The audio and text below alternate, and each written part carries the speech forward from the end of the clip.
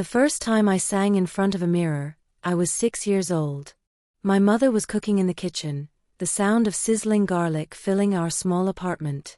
I remember holding a plastic hairbrush like a microphone, pretending I was standing on a glowing stage, my reflection beaming back at me as though the whole world was watching.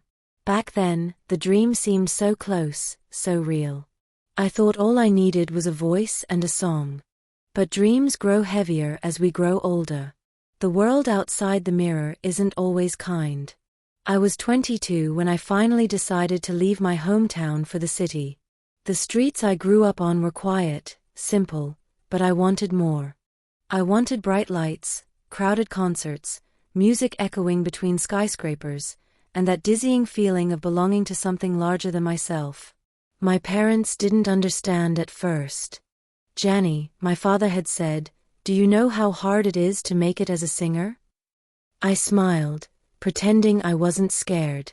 "I know, Dad. But I have to try." So I packed my clothes, my notebook of lyrics, and the second-hand guitar I'd bought with my part-time cafe earnings. The city waited for me like a giant unknown, noisy, fast, and full of people chasing their own dreams. I didn't have a plan, just a belief that somehow, my voice would find its place there. The first week was chaos. I rented a tiny room in an old building, the kind that smelled like dust and dreams long forgotten. The walls were thin, the water ran cold, but every night, I'd sit by the window with my guitar, singing quietly to the stars hidden behind city haze. During the day, I looked for work. I needed to survive before I could sing. After a few rejections, I landed a job as a waitress at a cafe called Luna Brew. It was one of those cozy spots tucked between glass towers, filled with young people typing away on laptops, drinking overpriced coffee. The manager, a soft-spoken man named Adrian, hired me after I sang a few notes while cleaning tables. "You've got a lovely voice," he said, smiling. "Maybe one day you can sing here." I laughed nervously. Maybe one day. That day came sooner than I expected. One night, the cafe's regular performer got sick, and Adrian asked if I could fill in. My hands trembled as I held the microphone. The cafe lights dimmed, and for the first time, I wasn't singing to a mirror, I was singing to real people. The soft chords of my guitar filled the air. When I finished, there was silence, then gentle applause. A woman in the corner wiped a tear. Someone whispered, "She's really good." That moment felt like oxygen. I walked home smiling, the night air crisp and sweet. I wasn't famous, but something inside me had shifted. I wasn't just dreaming anymore. I was doing. For months, I worked double shifts, mornings serving coffee, evenings performing at the cafe or open mics around the city. I met other dreamers like me, dancers, writers, and struggling musicians who lived for applause, no matter how small. There was Ethan, a guitarist with wild curls and tired eyes. We met at an open mic, both waiting for our turns. He smiled as I tuned my guitar. "You nervous?" "Always," I admitted. "Good," he said. "That means you care."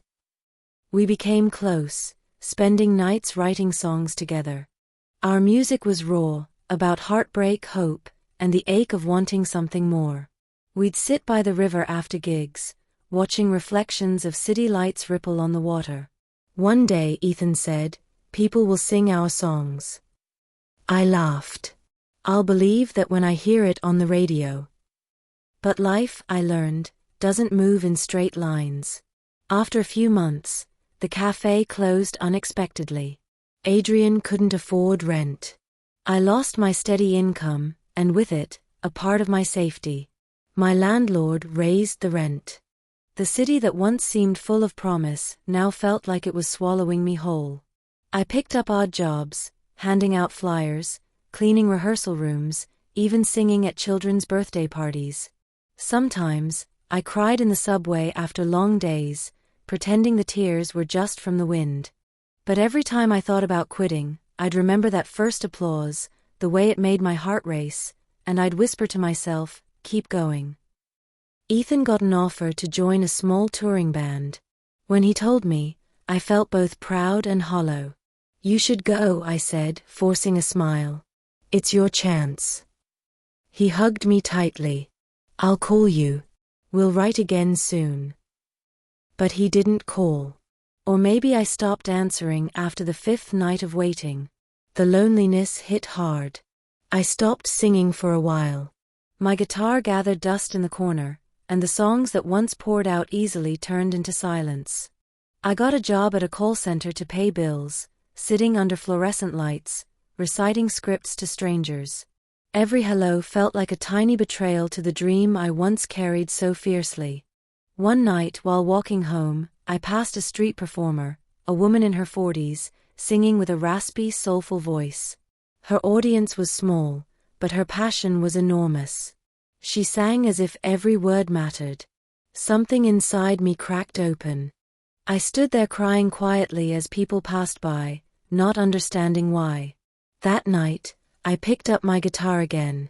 The first note felt awkward, my fingers stiff. But then the melody came, soft, uncertain, alive. I wrote a new song called "The City That Taught Me to Sing." It wasn't perfect, but it was honest. It was about falling and getting up, about losing friends and finding yourself again. About how dreams change shape but never truly die. I started performing again, not in cafes or bars, but in the streets. I'd stand at busy intersections, my guitar case open for coins. People rushed by, but some stopped. Some smiled. A child once handed me a flower and said, "You sing pretty." That little moment made everything worth it. One afternoon, a young man approached me after my performance. He introduced himself as Leo, a music producer from a small label. "I've been watching you for a few weeks," he said. "You've got something real, something people can feel. Ever thought about recording?" I thought he was joking. Me? I can barely pay rent. He smiled. "Come to my studio. No promises, no pressure. Just sing." The studio was small but professional. I recorded "The City That Taught Me to Sing" in one take, my voice trembling with emotion. When I finished, Leo just stared quietly. "That," he said, "was beautiful." He uploaded it to an online platform without much expectation. But within days, messages started coming in. "Your voice healed something in me. I cried listening to this. I don't know who you are, but thank you." For the first time, strangers were hearing my heart. The song slowly spread, first locally, then further.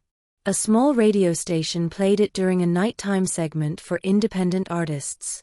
I was listening that night, sitting cross-legged on my bed when I heard my voice through the static. I covered my mouth, tears streaming down my face. The city outside was alive, glowing, and for once, it felt like it was listening. Opportunities followed. I began performing at small events, sometimes opening for other singers. My audience grew, not thousands, but enough to make me feel seen. Leo became a mentor, helping me navigate the confusing world of contracts and copyrights. He reminded me that success wasn't about fame, it was about connection. Still, the journey wasn't without heartbreak. There were moments when I doubted myself again, when a performance went wrong, when my voice cracked on stage, when online comments turned cruel. "She's overrated. She'll never make it big." I learned to filter the noise. I learned that growth often means standing tall even when your knees shake. 2 years later, I was invited to perform at a city music festival, my biggest stage yet. The crowd wasn't massive, but to me, it felt enormous. As I stood behind the curtain, I thought of everything that led me there: the tiny cafe, Ethan's laughter, the street performances, the tears, the late nights, the small victories. When the lights came on, I stepped forward, the guitar warm against my body. The city skyline sparkled behind the stage. I took a deep breath. "This song," I said into the microphone, "is for anyone who's ever felt like giving up. For anyone who's ever been told they weren't enough. For everyone still dreaming." Then I sang. The melody filled the night, wrapping around the crowd like a promise. Some people sang along. Others closed their eyes and swayed. And in that moment, I wasn't just a girl chasing a dream, I was living it. When the final note faded, there was silence, then thunderous applause. It wasn't just noise, it was affirmation. It was everything I'd ever wanted to hear. After the festival, more doors opened. A small label offered to produce my first EP. Leo helped negotiate it fairly. I started writing songs about the people I'd met, Adrian from the cafe, the street performer, even Ethan, who sent a message months later saying he'd heard my song on the radio and cried. I didn't hate him anymore. I realized we were both just trying to find our own songs. Life wasn't suddenly perfect, rent was still high, fame was still uncertain, but my heart felt full. I was singing not for glory, but for truth. For the version of me who once cried in the subway, who thought her dream was slipping away. Now when I pass street performers, I always stop to listen. I drop coins in their cases, sometimes whispering, "Keep going." Because I know how much that moment can mean. Years later, I still live in the same city. The apartment's a little bigger now, the guitar a little older. I still write by the window, the hum of traffic mixing with my melodies. My songs have taken me to places I never imagined, small concerts abroad, interviews, collaborations, but I still remember that frightened, hopeful girl who arrived here with nothing but a suitcase and a dream. Sometimes, people ask me, "What's your biggest achievement?" And I smile, because the answer isn't a trophy or a number of followers. It's this: I didn't give up. The city taught me many things, about failure, resilience, heartbreak, and rebirth, but most of all, it taught me that music isn't just about sound. It's about feeling. It's about the courage to sing, even when no one's listening. And now when I step onto any stage, big or small, I take a deep breath and whisper to myself, "This is for you, the girl who never stopped believing." Then I sing.